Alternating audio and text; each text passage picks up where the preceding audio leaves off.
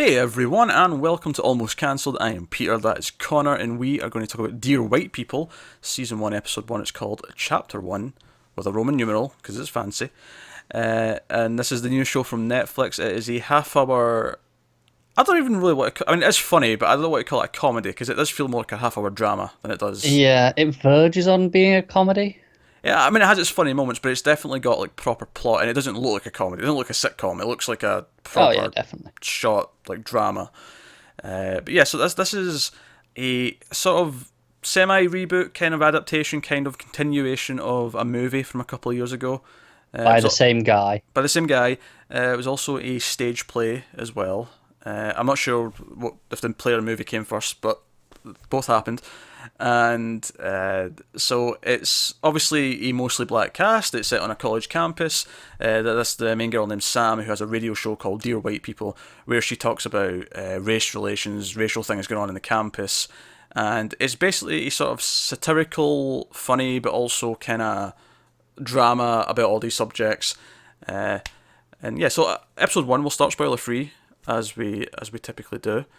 Uh, and we'll give you a warning before we go into spoilers, should we want to, about halfway through. So, there you go. I liked it. Yeah, it's pretty good. I actually, I think what really worked for me is, first of all, Sam is flawed, right? She Yes. makes a lot of valid points, but she's also flawed. She's also uh, very, almost stubborn to a point, but she's very likable. She's never not, like, I never go, oh, she's being, a cow or a Yes. bitch. Like, Yes. she's Very different to the Netflix show we watched last week. very different to Girl Boss. Very different. Like, she's immensely, even when she's doing something, or it's not she isn't much wrong. She's mostly in the right, but even when she occasionally does show a fault of her character, or she is harsh about something, It's more endearing than it makes you hate her. yeah, because you get that she's a character. She's fully developed. She has ups and she has downs like anyone else, and I think that helps a lot. And it helps that she is really funny. She's funny with her friends, Yeah. which is really really good. And the show starts bold. It starts with the plot that kind of drives the first episode is that the rich white kids on campus who run like the campus newspaper. It's really prestigious, uppity, all that kind of thing. And they throw a party called, as a retaliation to her show that's called Dear White People, they call it Dear Black People, and a bunch of white people go in blackface. And that's kind of what spurs the plot on this, and it's sort of what brings up the racial debate that's the core of the episode.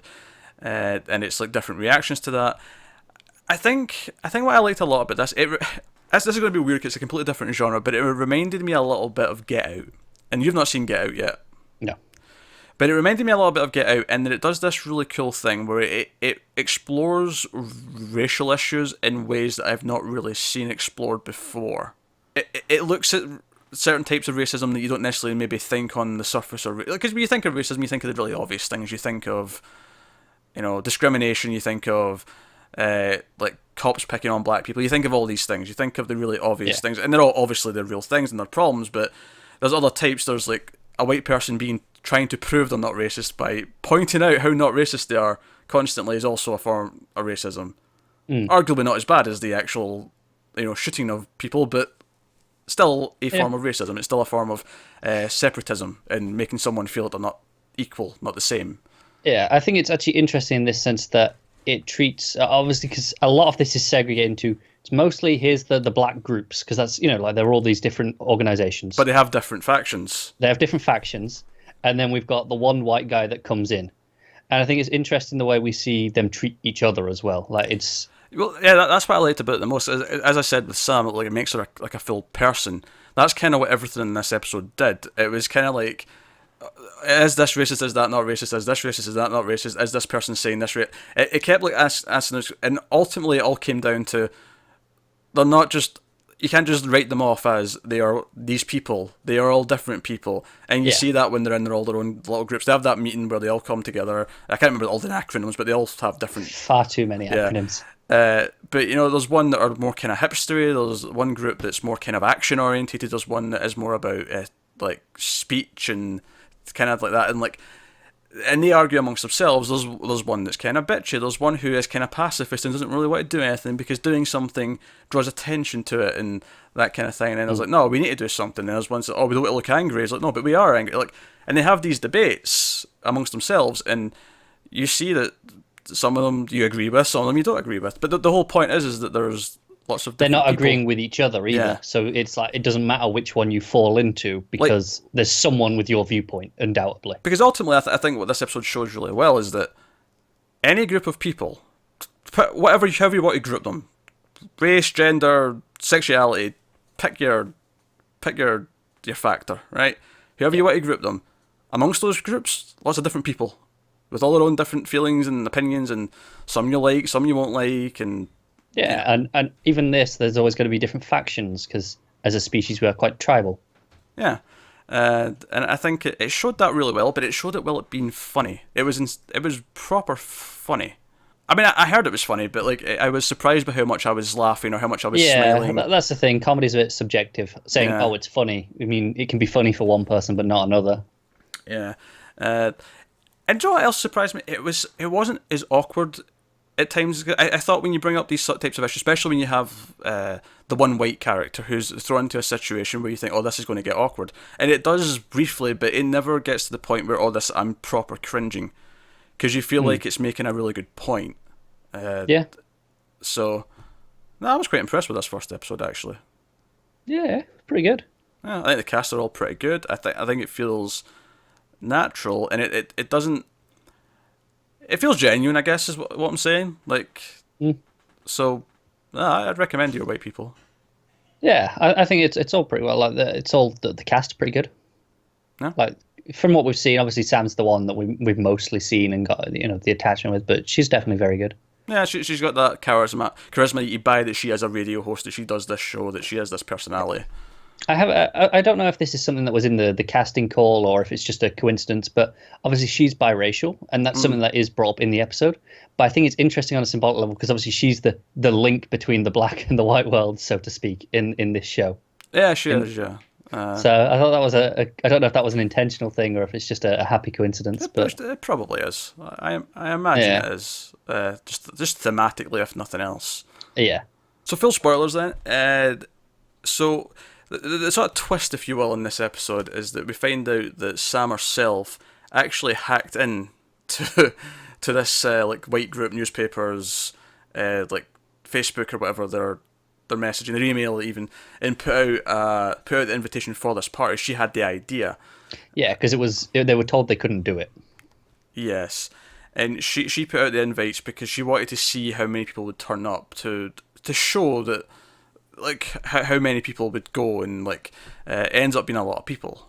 And it kind of ends with this defiant speech at the end on a radio show where she's told we're keeping you off the air right now because there's too many complaints about how controversial all this is, and she storms away in and she gives a speech about the difference between like casually making race comments about a black person versus a satirical show poking fun at white people, and how there's differences, which and I thought all of it was told very well. It made a lot of sense. I think it clearly pointed out the differences and why one can't be taken lightly, why one is not funny, why one is a problem.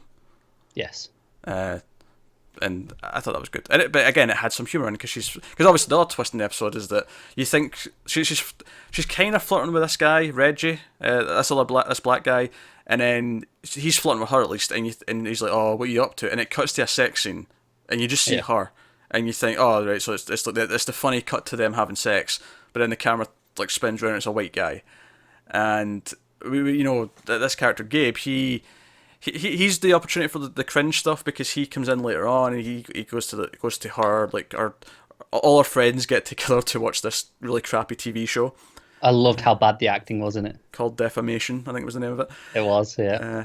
But he like has these moments where like he brings up the party, the race party, where he like awkwardly, oh, is it about that party? Oh, that was terrible. Yeah, they were already talking about it, and he injects himself in, but you see, in a genuine manner. Oh, no, even before that, I'm talking about in the bedroom. Oh, in the bedroom. Yeah, like the first scene with them where he brings it up, and that was the one where I was like, oh, that was a bit.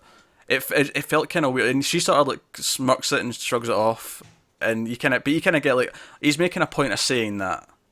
Yeah. In and of itself, that feels a little bit awkward, and like you didn't need to. Like, Yeah. it's like you should know how awful that is. You don't have to necessarily say that it's awful. I can't believe people would do that. Which he says that kind of similar line again in the later scene at the meeting with this crappy TV show, where it's like, what was he said? I can't believe someone would do that in 2017, and like my heart kind of sunk when he said that. Oh, that was a bad thing to say. Yeah. Because you know exactly that sounds like, oh, everything's fine now. This is all gone. We don't have racism anymore. That's the kind of attitude that you present when you say something like that, and clearly it's not. And which is kind of the argument that Sam brings up at the end. She mentions all these black victims of police shootings and things like that at the end. It's like, you think, oh, it's all fine, it's not that bad, until something wakes everyone up and says, oh no, look, there is a problem. The system still is not where it is. And yeah, I thought it was interesting the way they approached all the black groups. They weren't necessarily like friendly, to gay. Oh yeah. Where he comes in, like they're very confrontational. Even when they find out that Sam's with a white guy, they like turn on her and like, oh, you're with the enemy. To be fair though, that whole turning on her thing, I actually liked that because it was actually a fault of her character, not theirs. Because the reason why her friend kind of gives her shit for it is because she brings up that Sam in the past has said a lot of things like, oh, she's like some sort of article about it. Yeah, like, oh, we should stick to our own, not our own kind. It wasn't full on as racist as sounding as that, but it was kind of that idea where black women should date black men and so on. And that's where I was mentioning earlier, with her having some faults, where that kind of, at least to me, that feels like a negative to her character. I agree, because obviously they're talking about how, equality and being equal and even, whereas that is almost self-segregation. It's verging on it. Yeah, but to me, it's not that she doesn't actually believe it though. And see, the fault in the character to me isn't that she actually has this belief. The fault in the character is that she wants to present this persona, but she secretly doesn't really believe it. She secretly, oh, I like this guy. It doesn't really matter what color he is. It's just, that's just who I want to be with. And she's kind of reluctant to it. And but she even says, oh, I've tried to break it off, but every time he texts me, I can't help but smiling for the rest of the day. Yeah. But that's what I mean about faults. That, and then later on, there's a small scene where she's walking past some people and she's listening to music on her earphones, and she's listening to something. Just something white, basically. And then, like, there's a group of black people walk past her and she turns it to some rap music just as she's walking past them, just in case they hear it. And she wants to have this persona. And to me, that is, like, showing depth to characters. Like, she has these faults. She has this thing where she has to present this character to everyone around her, even though there's a lot of it probably is true, but some of it isn't. And she wants to maintain that persona. And to me, that is flaws, but it's an endearing flaw, because I also understand why she's doing it, because she wants to make a point. She wants to. Yeah, it's the image, but it's you can see where the show goes, where ultimately the image falls apart, and she has to accept being who she actually is presumably the arc. Yeah, in the sense that these things that she's presenting clearly isn't who she is. It's just the image she wants people to think. So eventually, I think she has to, accept, no, this is who I am, and that's fine as well. Yeah, but like I say, it's a mix of things. It's not like everything she's saying isn't her. It's just no, of course not. There's these things that are maybe exaggerated here and there, just for the sake of the public image here. Yeah, and that's, to me, what was most interesting. But same with Reggie, who is the one who confronts Gabe the most at this meeting, and he starts arguing with him over all this stuff. And Gabe is the typical white guy who's trying to say the right things, but he puts his foot in it with a couple of the statements. It's like he's giving off these like canned statements that are almost prepared to say. And as soon as he turned around and interjected into the conversation, I was like, oh no, it's Gabe. I know you're trying to do the right thing, but shut up. Like, you're going to make a fool of yourself. And but I like that. So Reggie sort of edges him on and kind of escalates the argument to the point where he makes him feel uncomfortable, and that's when Gabe leaves. And I like that immediately Reggie sort of looked at Sam and says, "Oh, I'm sorry." Like, he knew, despite the fact that a lot of what he was saying was right, he knew he was at fault for the conversation. Like, he was the one who he's pushed it in that direction intentionally. Like, he knew what he was doing. He did that to get that reaction. Yeah. And again, like the scene afterwards where she runs out to see Gabe, and he's like, "Look, society sucks." Again, and I was almost worried where he was going with this sentence because I thought, "Oh, what's he going to say? He's going to belittle the entire thing," and I was Yeah. worried about the reaction to that. But his point was actually a good genuine. He's like, "Look, I wouldn't make you feel like no matter what in my world, I would never let you feel like that." Like I Yeah, would, with it's where he says, "I wouldn't let my friends do yeah, that," and that's the point. It's not saying that she can fix everything, or like he can make everything better, but they can control their own areas. They can have influence on their friends and make things better bit by bit, like that way. yeah. It's a small circle, but Yeah, that small element of it, yeah. Uh, and yeah, it's because it's almost like she's reluctant to let him help or let him do anything, and I'm not saying he should have to help. You don't want to go down the the white man can help you kind yeah. of path, but But at the same time, there's no reason he shouldn't be helping. yeah, it's just like collaboration should be a thing or whatever, and Yeah, I think it's a show that maybe presents a lot of ideas that maybe aren't immediately obvious to people who have never maybe had these conversations or have never thought about it as much. I think, I think for, but I think by the end of the show, if you watch, and I've seen this without having seen the rest of the show, but I think seeing the whole show, I think anyone who like doesn't know where they fall in certain parts of the debate, things like that, like I feel like everyone would have a better formed opinion after this show. yeah, I feel like it's doing something that art should do. It's taking an issue that people think they understand, or they think they understand part of it, or they think whatever, and it's clarifying things, and it's giving you a different point of view. But it's not necessarily the other point of view is always necessarily 100% right either. Do you know what I think would be really interesting for this show? Obviously, we have these factions that have they have different approaches of how they want to deal with it. And obviously, at the minute we go, okay, Sam's our character, so we kind of side with her on whatever. And I hope as it goes on, maybe it is like, no, there isn't. None of these are the right way. There's not just one, and it makes it you can side with any of these groups, and it's still valid to whatever degree. Yeah, no, I think that'd be interesting. I think ultimately the message of the show is that people are people. That's really what it all boils down to. But it's exploring all these different things, and it's entertaining in what it does, but it's making a lot of valid points. I actually, I think the unfortunate truth is though is that the people who should probably need to see this are probably the ones that aren't going to watch it. Yeah, the people who need to see this are the people who are going to see the title and go, not touching that. Yeah, yeah, Which is kind of the ultimate irony of the show, isn't it? yeah. That's not to say that I mean, obviously, I mean, the poster even pokes fun at like "Dear White People," and then the tagline is "You think this is about you, don't you?" Yeah. And like, and obviously, it's not just it's for everyone. I think it has a valid point for any Yeah. any type of similar argument, any race, any whatever. Like, I think anyone can learn from this, but it's really funny. It's really witty. The casting's all really good. I tell you what, one of my the thing that made me laugh, one of the most near the start, is so we have this narrator, Oh yeah. and it just pops in here and there. It's not overly so, but one of the lines right near the start is I have this unthreatening but ethnic voice, Yeah. and you know where I'm going with this. There you go. This is played by the guy who does Gus in Breaking Bad, and not exactly unthreatening in that perspective. Yeah. Well, that's the Yeah. thing. Even in that show, though, he gives this. He tries to have this unthreatening persona. He does, but then that makes it more threatening afterwards. Yeah. It's that sort of thing. So I hear this, and I hear him, and I go, "See, I know you're saying you're unthreatening, but do I Honestly, trust you?" the biggest laugh I had genuinely was probably I actually had two. One was the fact that our friend Joelle, that's like our main friend, Sam's main friend. She at the start of the episode says she has a heavy conscience. She's feeling guilty because she's secretly been streaming the Cosby Show. After all the controversy with Bill Cosby, Yeah. and what he may or may not have done. Very topical still. Yeah, but it's just the fact that she still wants to watch the show but feels guilty about it was just a really funny line to me.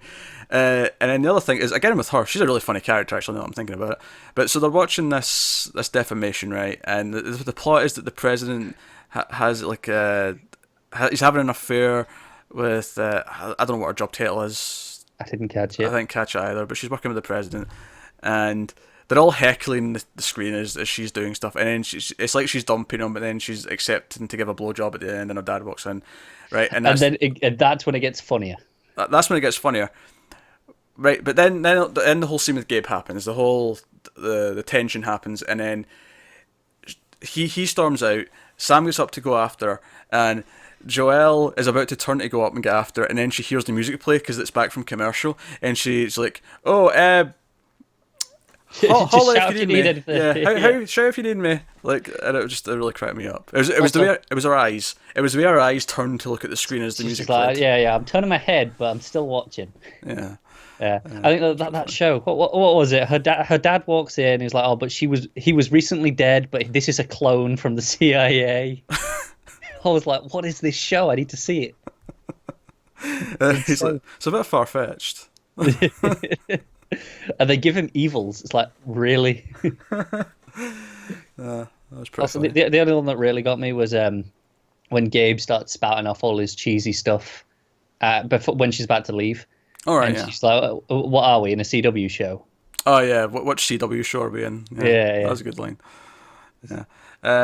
Actually, another line. Just go back to the more serious stuff for a second. Is when she is like, "Oh, I'm sorry, you felt uncomfortable. Like you were the odd one out in the room, for 5 minutes. Like that was a very good poignant point." Yeah. Yeah. So. It was pretty good. Yeah. Obviously, I think the other big theme, of course, is white people immediately feeling offended if anyone obviously makes a white joke or pokes fun. Yeah. It's like, "Oh, you stepped a line. That's I can't take it." Nah, I think we can handle it. That's my thought on the matter. You'd like to think so. Like, get over it. Like, well, I mean, I legitimately, no subject is off limits for humour as long as it's in context, as long as it's funny. Yeah, as long as it's it has to be good spirited as well. Yeah. That's the the point. key. But like, by all means, yes, go for it.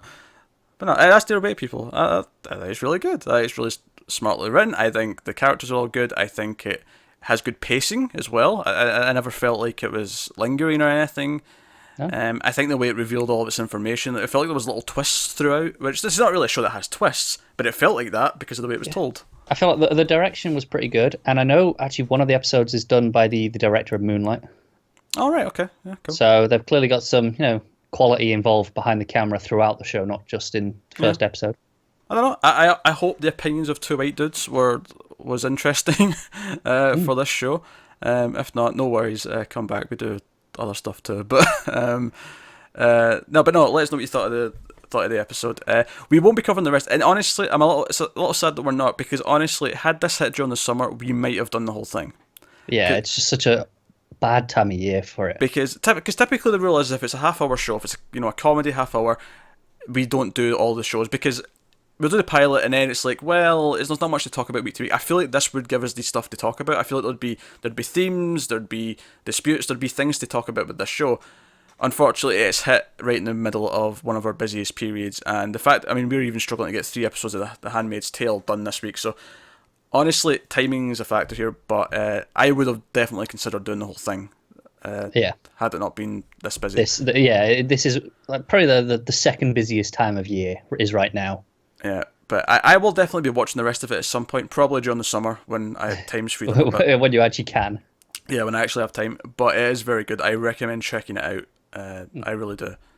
Because I know you're looking at it, you're thinking, is it going to be awkward? It's not. It really. It's awkward a little bit where it needs to be, but it's mostly really easy to watch. It's very digestible.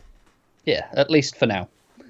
Yeah, for all I know, it gets super awkward in episode 2. Yeah. But I just want to put that there. We're going, watch it. It's amazing. It's really easy to watch. It's a lot of fun. It's good. But then you get to episode 7 and it's just like really uncomfortable. Like, that's not on us. Nah, We've seen one episode. Yeah, I don't think it will be though. I feel like they have a good handle of the material. Do you know what it reminds me of? You know how we did the first episode of Speechless? Yes. And we went into that, and it's not the exact same thing, but we went into that thinking, this might be insensitive because it's about a kid with disabilities, like how they're going to handle this, and that rode the line perfectly. And I feel like this does the same thing. I agree. It brings up all these racial issues. It hits them all hard, and it makes some poignant notes, but it never. It keeps it just within the realm of it's entertainment. always aware that it's being verging on a comedy show. It's aware that it's supposed to be funny and satirical. Which is so good. it keeps exactly. It keeps that in mind while it's presenting the issue, so it makes it easy to watch. Yeah. So there you go. That's Dear White People. Check it out. Let us know what you thought of the episode in the comments below. Like, subscribe, all that stuff. Helps us out a lot. Get us on Twitter at mild_fuzz for channel updates. And yeah, that's us, guys. So thanks very much for watching. And have you got any vanilla? Which is a really weird thing to say at the end of the show, actually. That's a joke from Iron Fist. It's got nothing to do with this show. I want to point that out. It's a thing I say at the end of every review now.